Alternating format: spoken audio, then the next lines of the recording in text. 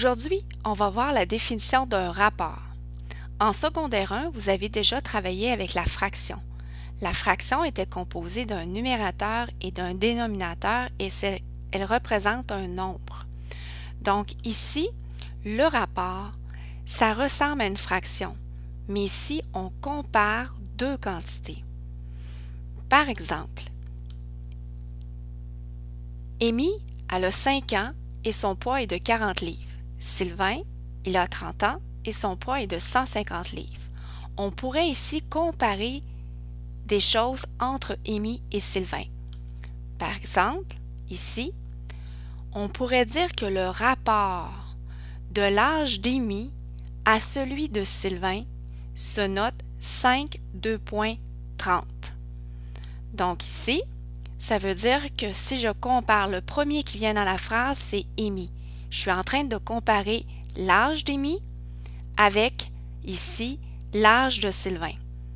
Donc, on note 5,2.30. Donc, ici, ça représente finalement un rapport.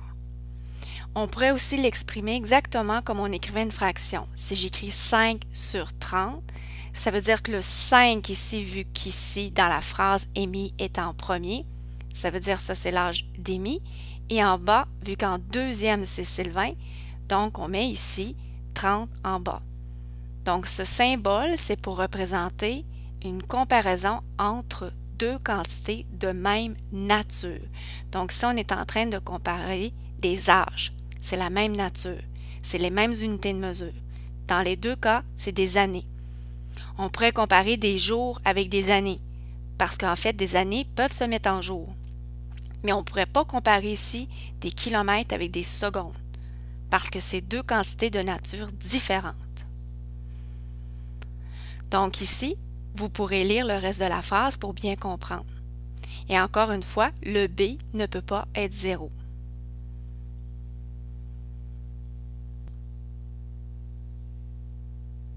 Ici, on pourrait prendre un deuxième exemple.